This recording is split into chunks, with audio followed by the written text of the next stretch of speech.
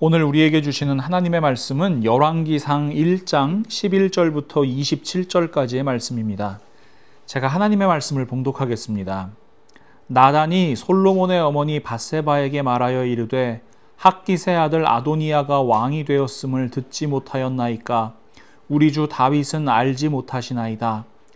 이제 내게 당신의 생명과 당신의 아들 솔로몬의 생명을 구할 계책을 말하도록 허락하소서.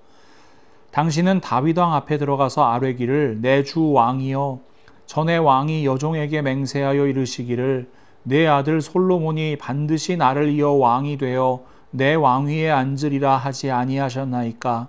그런데 아도니아가 무슨 이유로 왕이 되었나이까 하소서. 당신이 거기서 왕과 말씀하실 때에 나도 뒤이어 들어가서 당신의 말씀을 확증하리이다.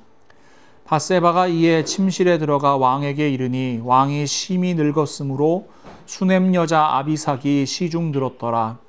밧세바가 몸을 굽혀 왕께 절하니 왕이 이르되 어찌 됨이냐? 그가 왕께 대답하되 내 주 왕이 전에 왕의 하나님 여호와를 가리켜 여종에게 맹세하시기를 내 아들 솔로몬이 반드시 나를 이어 왕이 되어 내 왕위에 앉으리라 하셨거늘 이제 아도니아가 왕이 되었어도 내 주 왕은 알지 못하시나이다. 그가 수소와 살찐 송아지와 양을 많이 잡고 왕의 모든 아들과 제사장 아비아달과 군사령관 요압을 청하였으나 왕의 종 솔로몬은 청하지 아니하였나이다. 내 주 왕이여, 온 이스라엘이 왕에게 다 주목하고 누가 내 주 왕을 이어 그 왕위에 앉을지를 공포하시기를 기다리나이다. 그렇지 아니하면 내 주 왕께서 그의 조상들과 함께 잘 때에 나와 내 아들 솔로몬은 죄인이 되리이다. 밧세바가 왕과 말할 때에 선지자 나단이 들어온지라. 어떤 사람이 왕께 말하여 이르되 선지자 나단이 여기 있나이다 하니 그가 왕 앞에 들어와서 얼굴을 땅에 대고 왕께 절하고 이르되 내 주 왕께서 이르시기를 아도니아가 나를 이어 왕이 되어 내 왕위에 앉으리라 하셨나이까? 그가 오늘 내려가서 숫소와 살찐 송아지와 양을 많이 잡고 왕의 모든 아들과 군사령관들과 제사장 아비아달을 청하였는데 그들이 아도니아 앞에서 먹고 마시며 아도니아 왕은 만세수를 하옵소서 하였나이다. 그러나 왕의 종 나와 제사장 사독과 여호야다의 아들 브나야와 왕의 종 솔로몬은 청하지 아니하였사오니 이것이 내 주 왕께서 정하신 일이니까. 그런데 왕께서 내 주 왕을 이어 그 왕위에 앉을 자를 종에게 알게 하지 아니하셨나이다. 아멘. 여러분, 열왕기 강해 세 번째 시간인데요. 열왕기 강해를 시작하면서 제가 말씀을 드렸어요. 우리 기독교에서는 열왕기를 어떤 성경으로 분류한다고요? 네, 역사서로 분류한다고요. 다윗과 솔로몬, 그리고 분열 왕국 시대, 그리고 그 분열 왕국들의 멸망까지 이스라엘의 역사를 살펴볼 수 있는 성경이 바로 열왕기이기 때문입니다. 근데 유대교에서는 열왕기를 어떻게 분류한다고요? 네, 선지서, 예언서로 분류를 하는데요. 하나님의 말씀에 순종하는지 불순종하는지 또 그 행위의 결과가 어떻게 되는지 그런 관점으로 이 열왕기를 살펴보는 거예요. 그래서 이 사사기에 나타나는 신명기 역사관이 이 열왕기에 반영되어 있다고 보는 겁니다. 이스라엘 백성들이 하나님 말씀에 불순종하고 그러면 어떻게 해요? 하나님께서 징계하시고 그 다음에 그 징계를 받은 백성들이 회개하고 부르짖으면 다시 하나님께서 구원하시고 이 불순종, 징계, 회개, 구원 이 역사가 인간에게서 반복된다. 이렇게 보는 게 신명기 역사관이거든요. 그래서 여러분, 열왕기를 역사서로 바라보면요. 왕들의 모습이 보여요. 다윗 왕, 솔로몬 왕, 그리고 북이스라엘의 19명의 왕, 그 다음에 남유다의 20명의 왕, 이런 왕들이 보이는 거예요. 그래서 대부분 열왕기를 공부를 한다거나 성경 공부를 하면은 이 왕들의 이름 외우고 막 순서 외우고 어떤 왕 때 어떤 왕이랑 이게 겹쳐지는지 이런 거 외우고 그래요. 제목부터가 열왕기니까 이 여러 왕들의 이야기니까 왕이 주인공인 것처럼 생각이 되잖아요. 그리고 왕을 중심으로 성경을 읽게 되는 겁니다. 그런데 여러분, 열왕기를 예언서라고 바라보면요, 완전히 다른 관점으로 열왕기를 읽게 돼요. 왕의 모습이 먼저 들어오는 게 아니라요, 예언자, 선지자들의 모습이 눈에 먼저 들어오게 됩니다. 저는요, 열왕기를 정확하게 이해하기 위해서는 이 선지자 중심의 성경 읽기가 필요하다고 생각해요. 이런 거예요, 여러분. 이스라엘 최초의 왕이 누구예요? 사울 왕입니다. 그러면 사울 왕 시절의 선지자는 누굽니까? 네, 사무엘입니다. 이렇게 매칭을 하는 거예요. 자, 사울 왕 다음의 왕은 누구예요?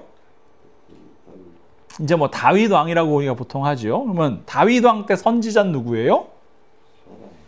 예? 예. 사무엘에게서 기름 부음을 받았지만 실제로 다윗이 왕이 된 다음에 다윗 옆에서 함께했던 선지자는 나단이라는 사람입니다. 여러분, 선지자 중심의 성경 읽기를 해야 된다. 그러면 여러분, 선지자는 어떤 존재일까요? 한마디로 얘기하면 선지자는 하나님의 말씀을 듣고 그 하나님의 말씀을 전하는 사람입니다.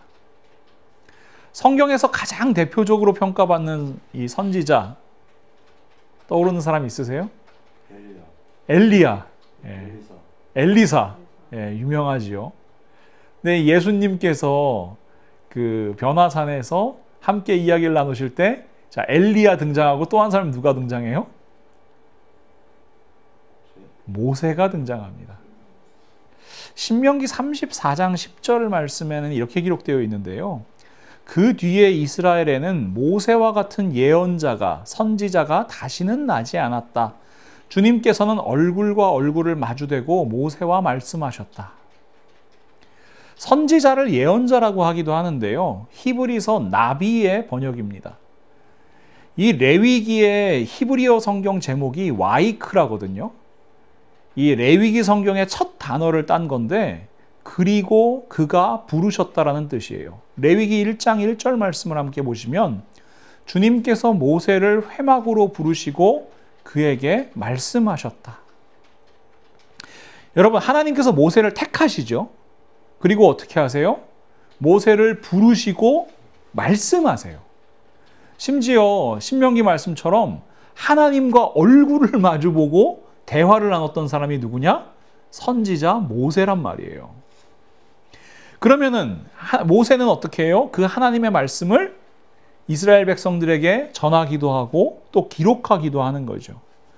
그렇게 이스라엘 백성들은 하나님의 말씀을 듣고 그 말씀으로 살아가게 되는 겁니다. 그래서 모세는요, 이스라엘 백성들에게 선지자라는 존재에 대해서 이렇게 선포해요. 신명기 18장 15절에서 18절 말씀. 내 하나님 여호와께서 너희 가운데 내 형제 중에서 너를 위하여 여기서 나는 모세입니다. 나와 같은 선지자 하나를 일으키시리니 너희는 그의 말을 들을지니라. 이것이 곧 내가 총회의 날에 호렙산에서 내 하나님 여호와께 구한 것이라. 곧 내가 말하기를 내가 다시는 내 하나님 여호와의 음성을 듣지 않게 하시고 다시는 이 큰 불을 보지 않게 하소서. 두렵건대 내가 죽을까 하나이다 하매 여호와께서 내게 이르시되 그들의 말이 옳도다. 내가 그들의 형제 중에서 너와 같은 선지자 하나를 그들을 위하여 일으키고 내 말을 그 입에 두리니 내가 그에게 명령하는 것을 그가 무리에게 다 말하리라. 하나님의 임재는 원래 두려운 겁니다. 그래서 하나님께서는 그 임재하심을 두려워하는 이스라엘 백성들을 위해서 선지자를 세우십니다. 그리고 그 선지자에게 하나님의 뜻을 알려주시고요. 선지자는 그 하나님의 말씀을 이스라엘 백성들에게 전하는 거예요. 그래서 저는 이 예언자라는 번역보다 선지자라는 번역이 더 정확하다고 생각합니다. 이 한자로 보시면요. 예언자, 미리 예자에 말씀 언자. 어떤 일이 일어나기 전에 먼저 이야기하는 사람이라는 뜻이에요. 이게 잘못하면 어떻게 들리냐면 꼭 점쟁이처럼 들리는 거예요. 그렇잖아요. 우리가 점을 왜 보러 가요? 물론 여기 계신 분들은 보러 가시지 않으시겠지만 미래의 일을 알고 싶으니까 가는 거잖아요. 그러니까 이 예언자라고 하면 마치 미래의 일을 먼저 얘기해 주는 사람, 이런 식으로 받아들이게 되는데, 선지자를 한자로 보시면은 미리 선자, 먼저 선자에 알지자예요. 그러니까 먼저 아는 사람인 거예요. 뭘 먼저 알아요? 하나님의 말씀을 먼저 아는 거죠. 자, 예언자 혹은 선지자가 미래의 일을 말해요. 근데 그게 그 사람이 무슨 신통방통한 능력을 가지고 있어서 그렇습니까? 아니죠. 하나님께서 그에게 말씀하여 주셨기 때문에 그가 알고 그 말씀을 전하는 것뿐입니다. 그래서 먼저 아는 사람이라는 뜻의 선지자가 저는 더 적합한 번역이라고 생각해요. 하나님의 말씀, 하나님의 뜻을 먼저 알고 백성들에게 전하는 사람이 바로 선지자입니다. 자, 그러면 우리 한번 사무엘이라는 선지자를 부르시는 장면을 한번 살펴볼게요. 사무엘상 3장 1절 말씀해 보시면, 아이 사무엘이 엘리 앞에서 여호와를 섬길 때에는 여호와의 말씀이 희귀하여 이상이 흔히 보이지 않았더라. 사무엘이 어린 시절에는 이 부름받은 선지자가 활동한 기록이 없어요. 게다가 하나님의 말씀을 듣는 역할을 해야 되는 대제사장인 엘리 역시 타락해서 하나님의 말씀에 별다른 관심이 없습니다. 그러니 여러분, 하나님의 말씀이 희귀할 수밖에 없는 거죠. 바로 이런 시대에 하나님께서 사무엘을 선지자로 부르십니다. 사무엘상 3장 10절에서 11절 말씀, 여호와께서 임하여 서서 전과 같이 사무엘아 사무엘아 부르시는지라.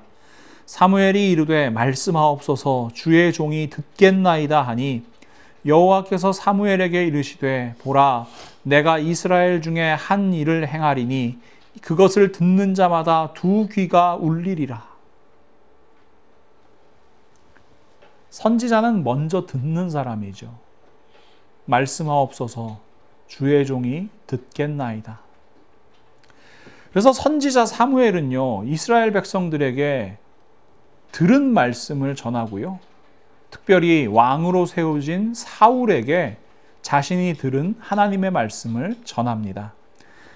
사무엘상 15장 1절에서 3절 말씀을 한번 같이 보시면, 사무엘이 사울에게 이르되 여호와께서 나를 보내어 왕에게 기름을 부어 그의 백성 이스라엘 위에 왕으로 삼으셨은즉 이제 왕은 여호와의 말씀을 들으소서.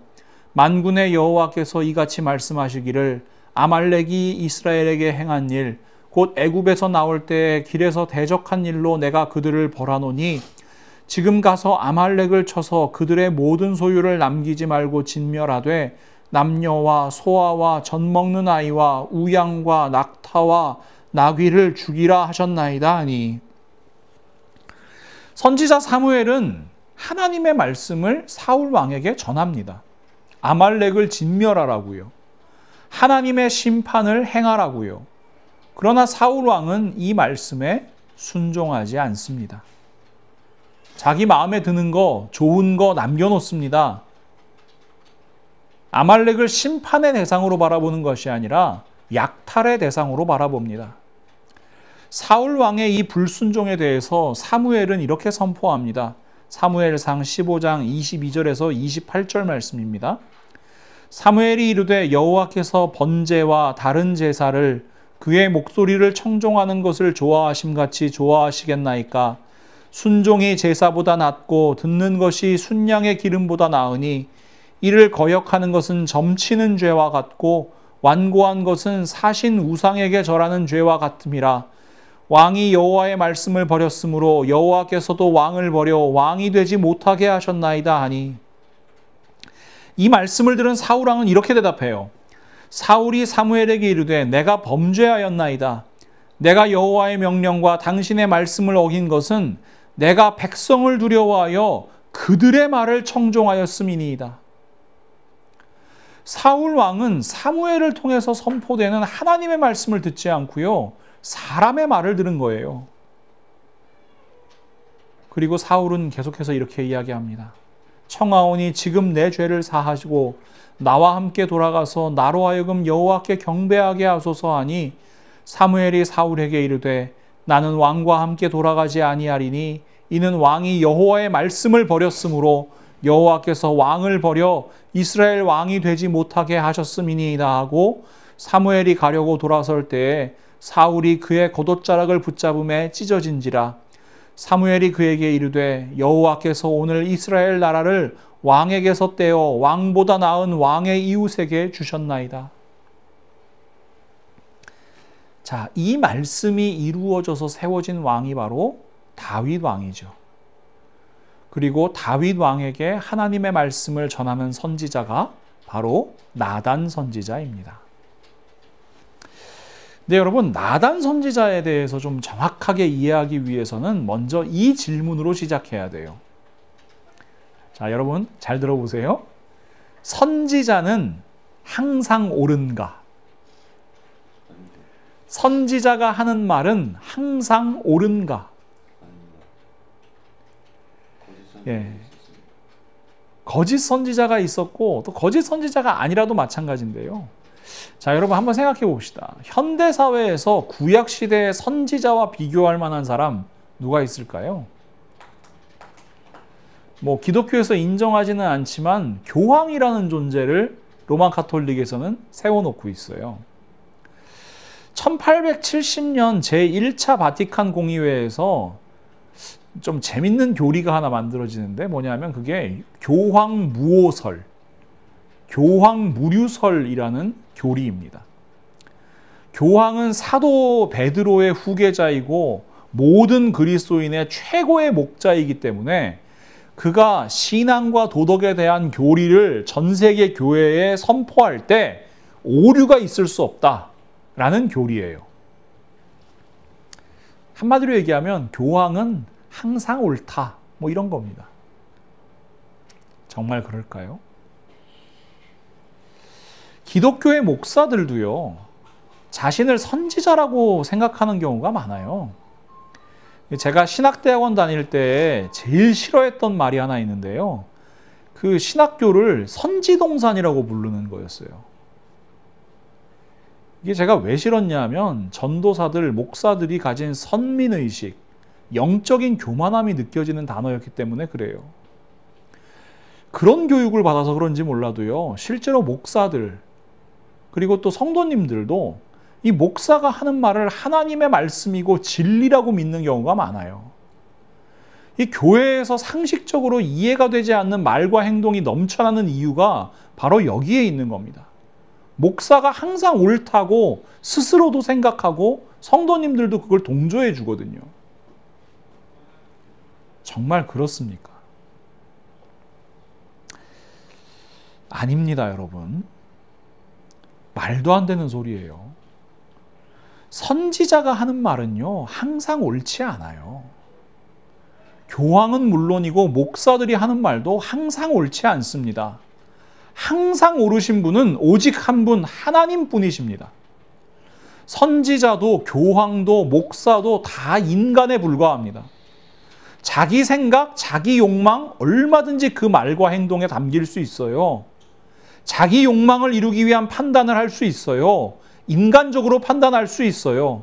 그래서 하나님께서는요, 선지자들에 대해서 이렇게 경고하시는데요. 신명기 18장 20절 말씀. 만일 어떤 선지자가 내가 전하라고 명령하지 아니한 말을 제 마음대로 내 이름으로 전하든지 다른 신들의 이름으로 말하면 그 선지자는 죽임을 당하리라 하셨느니라. 하나님께서 이렇게까지 경고하시는 이유가 무엇입니까? 하나님은요, 우리 인간의 죄성, 우리의 인간의 연약함, 우리 인간의 완악함 너무나 잘 아시기 때문에 그래요. 자, 선지자는 누구예요? 하나님의 부르심을 받은 사람이에요. 하나님과 대화하는 사람이에요. 그러니 대단한 권위를 가지고 있어요. 그러니 그 권위를 가지고 자기 마음대로, 자기 소견에 옳은 대로 행하기 쉬운 것이 인간의 모습이기 때문에 그렇습니다. 하나님 말씀대로만 말해야 되는데, 하나님 말씀대로만 행동해야 되는데, 선지자가 자기 마음대로 하기 쉽다는 겁니다. 자, 이 율법의 관점에서 보면요, 나단 선지자도 죽임을 당할 뻔한 적이 있습니다. 사무엘하 7장 2절과 3절 말씀을 함께 보시면, 자, 다윗 왕이 선지자 나단에게 이르되 볼지어다 나는 백향목궁에 살거든 하나님의 궤는 휘장 가운데에 있도다. 다윗 왕은 왕위에 오른 다음에 예루살렘 성을 점령하게 됩니다. 그리고 하나님의 궤, 언약궤를 예루살렘으로 가져가요. 그 궤를 성막에 모셔요. 그런데 다윗이 곰곰이 생각해 보니까요, 자기는 백향목으로 지은 궁궐에 살거든요. 근데 하나님의 궤는 장막, 이 텐트에 있는 거예요. 그게 이 다윗의 마음을 불편하게 만들었어요. 그래서 다윗은 성전을 건축해야 되겠다, 이런 생각을 하고 나단 선지자에게 자기 결정에 대해서 이야기하는 겁니다. 그때 나단 선지자가 뭐라고 대답하냐면요, 3절 말씀에 나단이 왕께 아뢰되 여호와께서 왕과 함께 계시니 마음에 있는 모든 것을 행하소서 하니라. 여러분, 나단 선지자가 지금 뭐라고 얘기해 주는 거예요? 아, 왕께서 결정하신 대로, 생각하신 대로 성전 지으면 됩니다. 다 괜찮습니다, 이야기하는 거예요. 왕 마음대로 하라는 거예요. 여러분, 나단 선지자 입장에서 보면 이게 나쁠 게 없잖아요. 아니, 이집트나 뭐 블레셋, 뭐 이런 나라들도 자기 우상을 위한 신전을 짓지요. 그럴듯하게 짓지요. 그러니까 하나님을 위한 성전 짓겠다는 거 아주 좋은 생각처럼 보이잖아요. 좀 더 실용적인 이유를 생각해 보면요, 여러분, 다윗이 사울의 아들입니까? 아니에요, 여러분. 근데 일반적으로 왕위는 어떻게 계승돼요? 왕의 아들, 왕의 보통 맏아들에게 이게 계승이 되잖아요.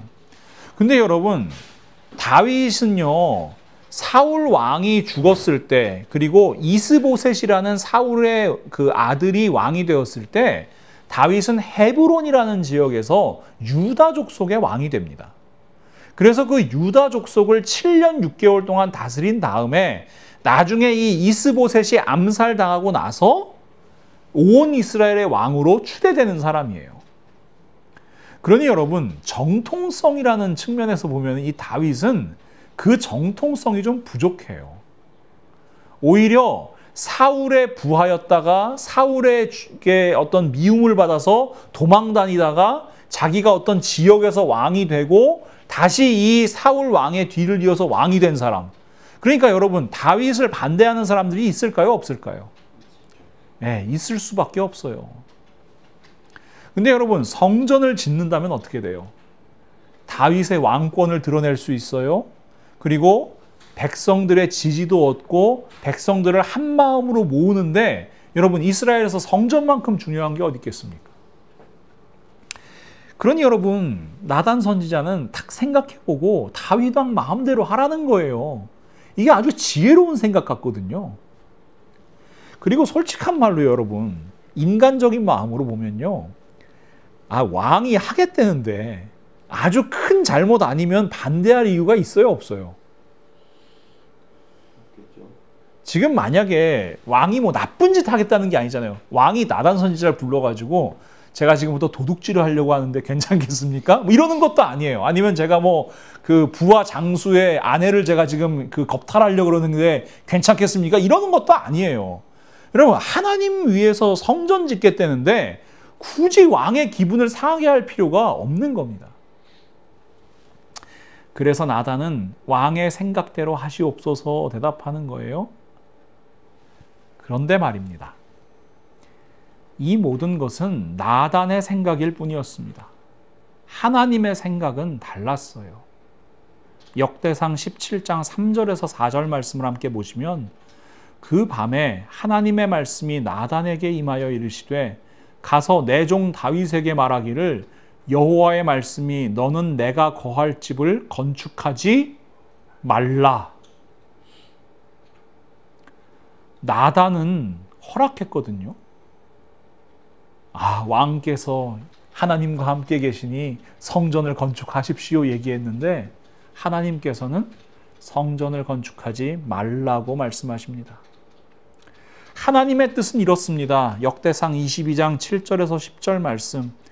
다윗이 솔로몬에게 이르되 내 아들아 나는 내 하나님 여호와의 이름을 위하여 성전을 건축할 마음이 있었으나 여호와의 말씀이 내게 임하여 이르시되 너는 피를 심히 많이 흘렸고 크게 전쟁하였느니라. 네가 내 앞에서 땅에 피를 많이 흘렸은즉 내 이름을 위하여 성전을 건축하지 못하리라. 보라, 한 아들이 내게서 나리니 그는 온순한 사람이라. 내가 그로 주변 모든 대적에게서 평온을 얻게 하리라. 그의 이름을 솔로몬이라 하리니 이는 내가 그의 생전에 평안과 안일함을 이스라엘에게 줄 것임이니라. 그가 내 이름을 위하여 성전을 건축할지라. 그는 내 아들이 되고 나는 그의 아버지가 되어 그 나라 왕위를 이스라엘 위에 굳게 세워 영원까지 이르게 하리라 하셨나니.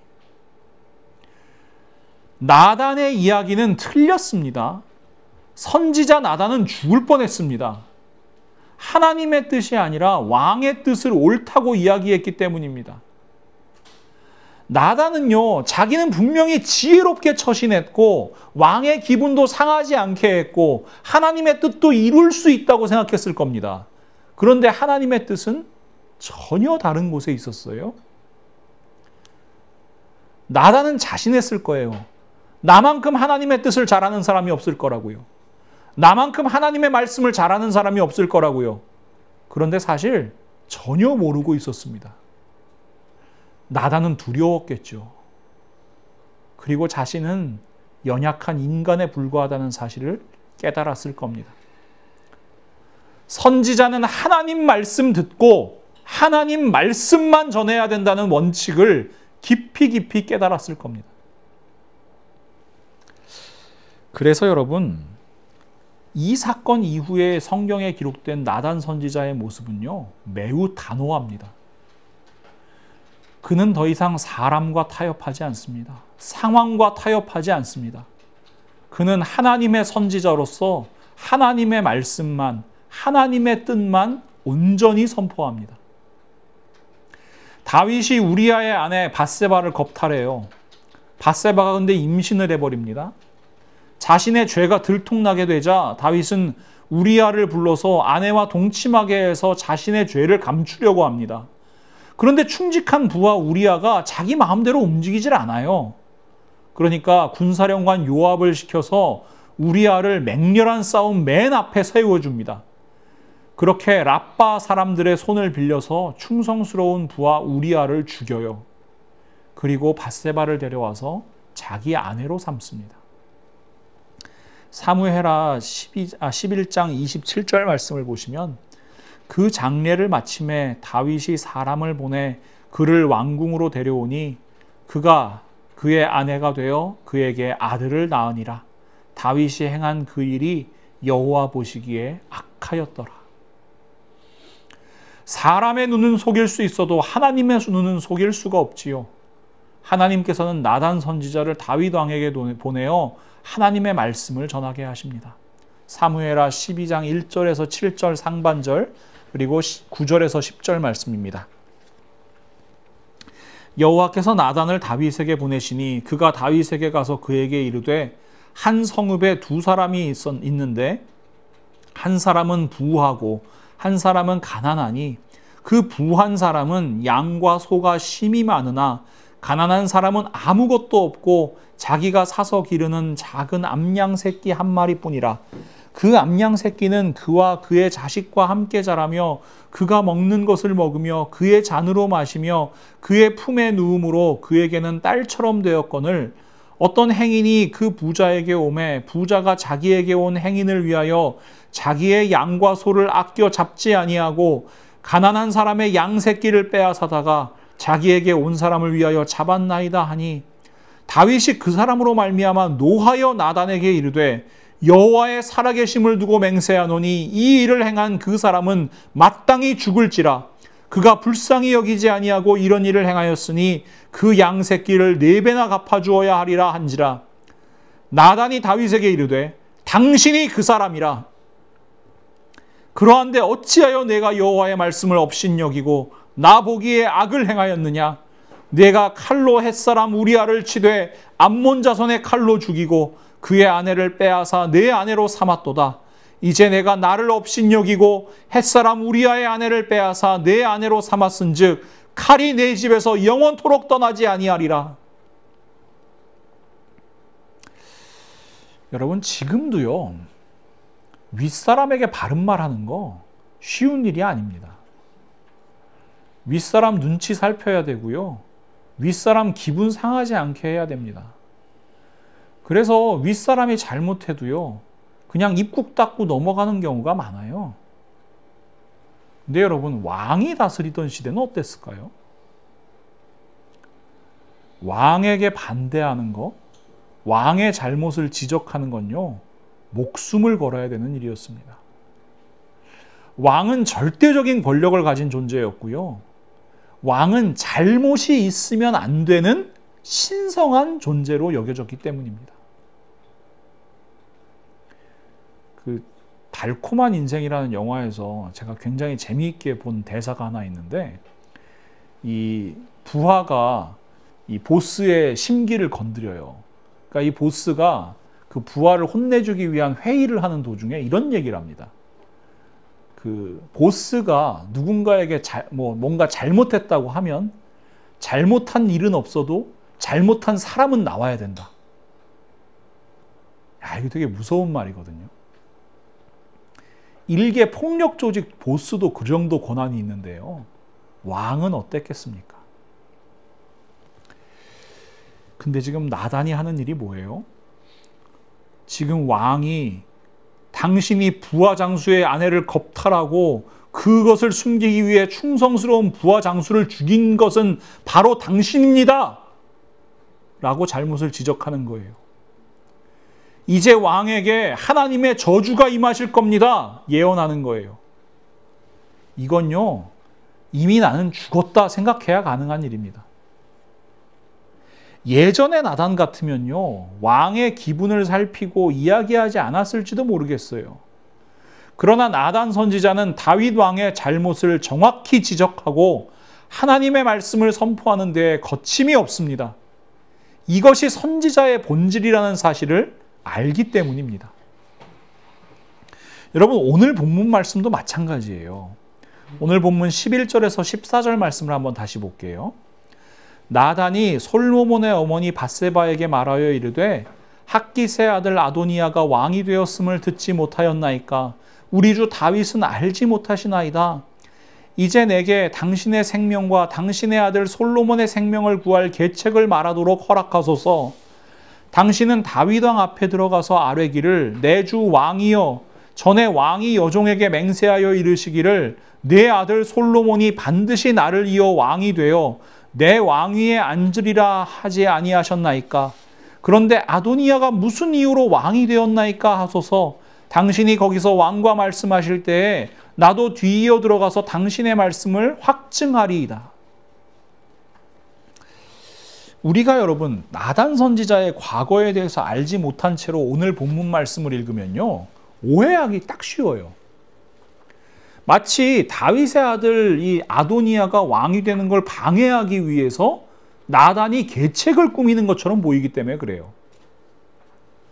실제로 여러분, 10절 말씀을 다시 보시면 선지자 나단과 브나야와 용사들과 자기 동생 솔로몬은 청하지 아니하였더라.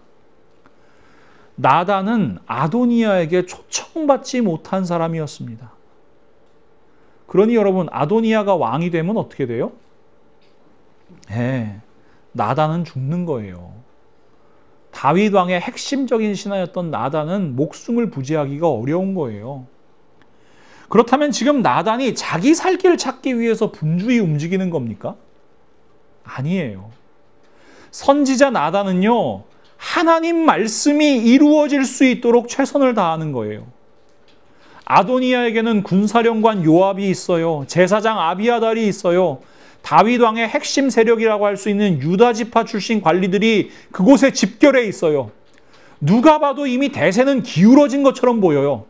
그렇다면 이 상황에서 나단이 살 길을 찾는다면 밧세바가 아니라 아도니아를 찾아가야지요. 그러나 나단 선지자는요, 하나님 말씀을 붙드는 겁니다. 솔로몬이 왕이 될 것이고 그가 하나님의 성전을 건축하실 것이라고 말씀하신 하나님의 말씀을 믿음으로 나아가는 겁니다.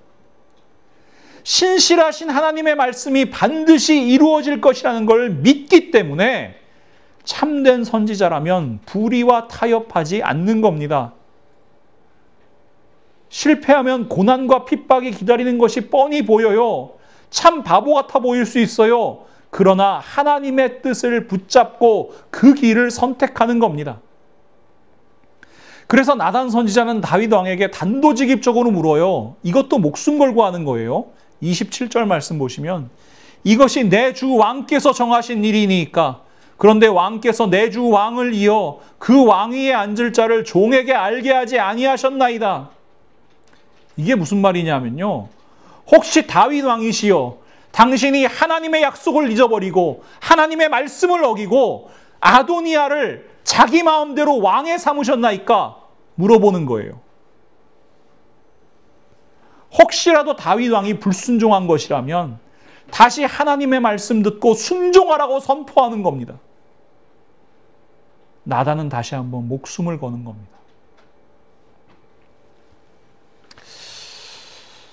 여러분, 선지자들의 이런 모습이 우리들과 동떨어진 이야기가 아니에요. 멀리 떨어진 남의 일이 아닙니다. 예수님께서 우리에게 말씀하십니다. 마태복음 7장 13절과 14절 말씀. 좁은 문으로 들어가라. 멸망으로 인도하는 문은 크고 그 길이 넓어 그리로 들어가는 자가 많고 생명으로 인도하는 문은 좁고 길이 협착하여 찾는 자가 적음이라. 왜 찾는 자가 적은지 예수님께서 다시 한번 말씀하십니다. 마태복음 5장 10절에서 12절 말씀. 의를 위하여 박해를 받은 자는 복이 있나니 천국이 그들의 것임이라. 나로 말미암아 너희를 욕하고 박해하고 거짓으로 너희를 거슬러 모든 악한 말을 할 때에는 너희에게 복이 있나니 기뻐하고 즐거워하라. 하늘에서 너희의 상이 큼이라. 너희 전에 있던 선지자들도 이같이 박해하였느니라. 예수님께서 말씀하십니다. 하나님 말씀대로 하나님의 나라와 그 의를 구하던 선지자들처럼 살아가는 사람이 천국에 들어간다고요. 어떤 고난과 박해 앞에서도 선지자들처럼 불의와 타협하지 않고 하나님의 말씀 끝까지 붙드는 사람이 천국에 들어간다고요. 사랑하는 믿음의 동역자 여러분, 기억하십시오. 우리 한 사람 한 사람이 선지자입니다. 대표적인 선지자인 모세는 이렇게 고백해요. 민수기 11장 29절 말씀. 모세가 그에게 이르되 내가 나를 두고 시기하느냐? 여호와께서 그의 영을 그의 모든 백성에게 주사 다 선지자가 되게 하시기를 원하노라. 어떤 사람이 모세를 찾아와서 얘기합니다. 저기 보니까 어떤 사람들이 예언을 해요. 아니, 선지자인 모세 당신만 예언을 해야 되는데 저 사람들을 어떻게 좀 제압해야 되는 거 아닙니까? 그때 모세는 이야기해요. 하나님께서 하나님의 영을 모든 사람에게 주셔서 하나님의 말씀을 듣고 그 말씀대로 살고 더 이상 하나님을 두려움의 대상이 아니라 우리와 함께 하시는 하나님, 우리를 지키시고 보호하시고 인도하시는 하나님, 우리를 너무나 사랑하시는 하나님으로 알고 살아가면 좋겠다. 그렇게 모든 사람이 하나님의 영을 품은 선지자가 되었으면 좋겠다. 이것이 모세의 꿈이었어요. 그리고 여러분, 모세의 꿈은 이루어집니다. 사도행전 2장 1절에서 4절 말씀. 오순절 날이 이미 이름에 그들이 다 같이 한 곳에 모였더니 호련히 하늘로부터 급하고 강한 바람 같은 소리가 있어 그들이 앉은 온 집에 가득하며 마치 불의 혀처럼 갈라지는 것들이 그들에게 보여 각 사람 위에 하나씩 임하여 있더니 그들이 다 성령의 충만함을 받고 성령이 말하게 하심을 따라 다른 언어들로 말하기를 시작하니라. 아멘. 하나님께서 택하시고 성령 하나님께서 우리에게 임재하셨습니다. 하나님의 말씀과 하나님의 뜻을 깨닫게 하십니다. 예수 그리스도를 믿은 그리스도인은 그래서 모두가 선지자입니다. 예수 그리스도를 믿는 그리스도인은 선지자들이 걸어간 그 길 가는 사람들이 되어야 합니다. 좁은 문으로 가는 사람들, 의를 위해 박해를 받지만 기뻐하고 즐거워하며 한 걸음 한 걸음 천국을 향해 나아가는 사람들, 그 선지자의 삶을 살아가는 사람들이 바로 그리스도인입니다. 그러니 여러분, 권면합니다. 하나님의 말씀을 바로 듣고 하나님의 말씀을 바로 알고 하나님의 말씀대로 살아가십시오. 불의와 타협하지 말고 언제나 하나님의 뜻대로 살아가십시오. 하나님의 뜻이 반드시 이루어짐을 믿는다면, 그 말씀이 반드시 이루어짐을 믿는다면 끝까지 그 말씀 붙들고 가는 겁니다.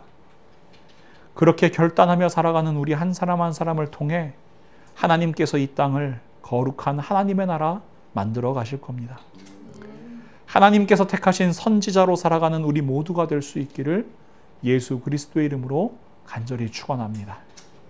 사랑과 은혜가 충만하신 우리 하나님, 참 감사합니다.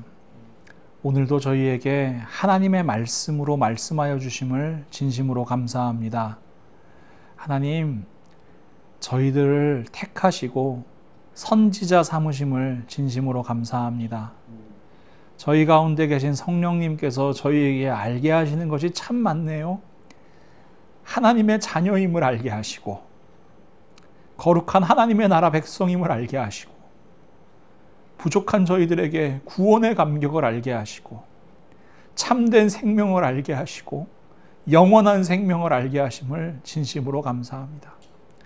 그리고 지금 저희가 힘든 상황 가운데 있다 할지라도 최후 승리가 예수 그리스도에게 달려 있음을 알게 하심을 진심으로 감사합니다. 그리고 저희를 끝까지 사랑하시는 예수님께서 지금도 저희와 함께 하시고 이제 곧 오실 것이라는 것도 알게 하심을 진심으로 감사합니다. 하나님, 그러니 저희들 선지자로 이 땅을 살아가게 하여 주시옵소서. 하나님의 말씀 바로 듣고 하나님의 말씀 바로 알고 하나님의 말씀대로 살아갈 수 있는 힘과 지혜와 능력과 용기를 저희에게 더하여 주시옵소서. 어떠한 고난과 핍박과 환난 가운데에서도 끝까지 그 믿음 지키며 나아갈 수 있게 하시고 오히려 기뻐하고 즐거워하며 날마다 날마다 하나님 나라 위하여 살아가는 저희들 다 되게 하여 주시옵소서. 저희들 무엇보다 불의와 세상과 타협하지 아니하고 이 땅 가운데 하나님의 말씀을, 하나님의 사랑을, 예수 그리스도의 생명의 복음을 그렇게 저희의 삶으로 전파하는 사람들 다 되게 하여 주시옵소서. 예수 그리스도의 이름으로 간절히 기도합니다. 아멘.